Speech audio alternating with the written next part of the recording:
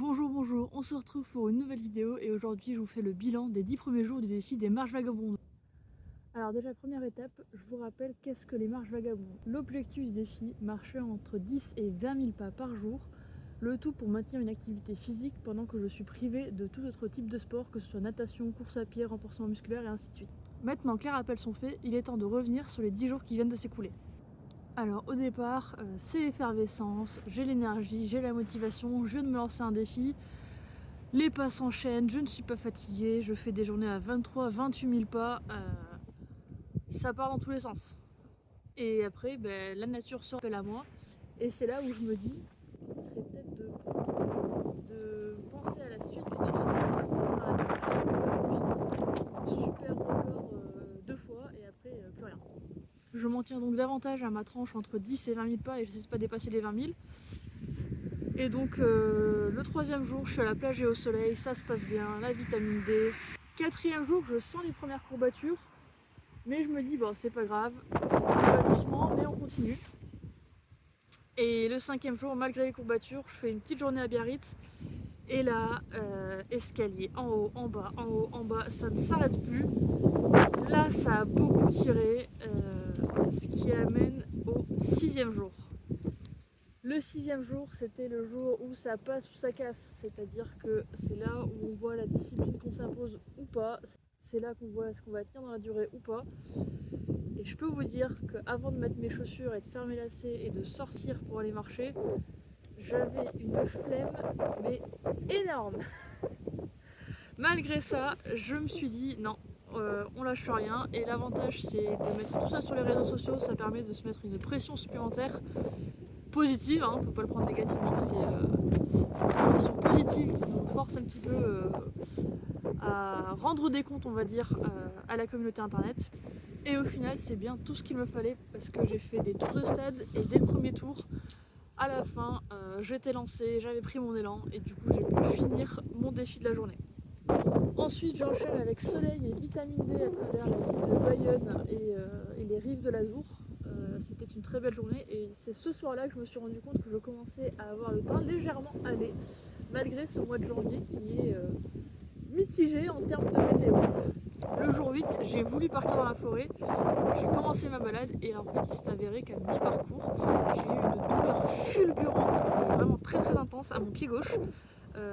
Dès que j'essayais en fait de le poser et de m'appuyer dessus pour avancer, c'était comme si les os en fait se frottaient les uns contre les autres et je ne pouvais rien faire, j'avais extrêmement mal. Donc je me suis dit je vais raccourcir la boucle et rentrer directement au parking. Et au bout de 200 mètres, une fois que j'avais pris ma décision, la douleur disparaît. Je me dis que c'était un petit signe avant-coureur et un petit message de mon corps pour me dire n'abuse pas trop, force pas trop et puis ça va bien se passer. Prends le temps de faire les choses correctement, prends le temps de faire le défi dans la durée et non pas juste sur de belles randonnées mais qui vont te fatiguer pour rien. Jour 9, vous l'avez vu, c'était la tempête. Actuellement, comme vous l'avez vu, il y a une tempête qui s'abat sur l'Irlande et l'Angleterre et on a quand même un petit peu de vent qui descend sur la France jusque sur la côte sud-ouest. Et ça partait bien, le vent n'est même pas froid, il est plutôt chaud, agréable, doux en tout cas. Et j'étais sur le bord de mer entre plage et forêt quand j'ai vu un mur d'eau arriver à 500 mètres. J'ai à peine eu le temps de remettre le ciré que je me suis pris la flotte. C'était le déluge. Mais bon, c'est comme ça, c'est pas grave. En tout cas, je me suis pas arrêtée pour autant. Et moi, les éléments qui se déchaînent, ça me donne plus le sourire qu'autre chose. Donc c'était pas un problème, mais je suis quand même revenue fatiguée et congelée chez moi. Je me suis vite réchauffée, je me suis vite changée parce que là j'allais pas tenir longtemps. Mais en tout cas, ça reste un excellent souvenir. Et c'est là où je vous remercie à vous tous de vos encouragements, de vos messages, de vos réponses en story ou en message privé, que ce soit ici sur YouTube ou que ce soit aussi sur parce que dans les tout ce que nécessaire. Et vous me rajoutez un petit peu de soleil dans le cœur quand les nuages sont présents. Et on arrive à aujourd'hui, le 10e jour. Alors je suis partie faire une petite balade plus dans les terres. J'ai dû me perdre parce que je n'ai pas du tout suivi l'itinéraire à un moment donné et j'ai été complètement en dehors de l'itinéraire prévu. Mais c'est pas grave, j'ai quand même pu valider plus de 10 proposé faire un petit pique-nique et faire du coup le bilan avec vous. Et donc en parlant de bilan, voici quelques chiffres. Donc en comptant les pas que j'ai fait jusqu'à aujourd'hui, il est 14 h quand je filme cette vidéo. Donc j'ai déjà fait 11 564 pas aujourd'hui. Et c'est pas fini. En comptant les pas d'aujourd'hui, depuis 10 jours, j'en suis à 163 864 pas. Si on regarde tout ça en kilomètres, 114,7 km en 10 jours. Je suis fière de moi, c'est pas non plus fou, mais c'est le fruit de 10 jours d'efforts et de volonté et ainsi de suite. Moi ça me plaît. La moyenne est bonne, et ce qui est sûr, c'est que ça me donne d'autant plus envie de continuer ce défi et de continuer à vous présenter ça sur les réseaux. Donc restez connectés, n'oubliez pas de vous abonner, que ce soit ici sur YouTube ou au compte Instagram, de commenter, de partager et de liker les vidéos. J'ai pas besoin de vous rappeler que c'est ça qui fait vivre les chaînes actuellement et qui permet de donner plus de visibilité.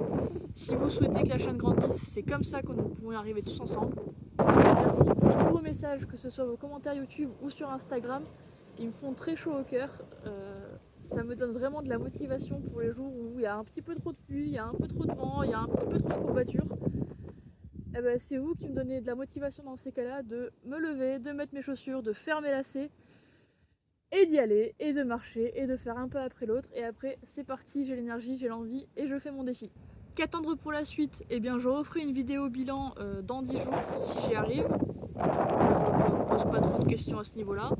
En tout cas, les vidéos quotidiennes, que ce soit sur Instagram ou sur YouTube, continuent, les réels et les shorts. Pour ceux qui se posent la question de combien de temps va durer le défi des marches vagabondes, je suis partie sur 30 jours, le premier tiers. À voir si je le continue à l'issue ou pas, à voir quels seront les résultats. En tout cas, ce que je peux déjà dire en termes de résultats actuellement, au-delà de la satisfaction d'avoir fait 114 km et plus de 160 000 pas, c'est que je sens mon énergie quotidienne et ma bonne humeur qui est beaucoup plus présente, beaucoup plus marquée que les jours qui précédaient où j'étais parfois un peu plus tranquille, pas envie, ainsi de suite. Là, je me sens quand même beaucoup plus motivée à faire d'autres choses en plus de la marche. Donc c'est assurément un bon point. Sur ce, je vous laisse, j'espère que ça vous a plu et surtout, partez à l'aventure.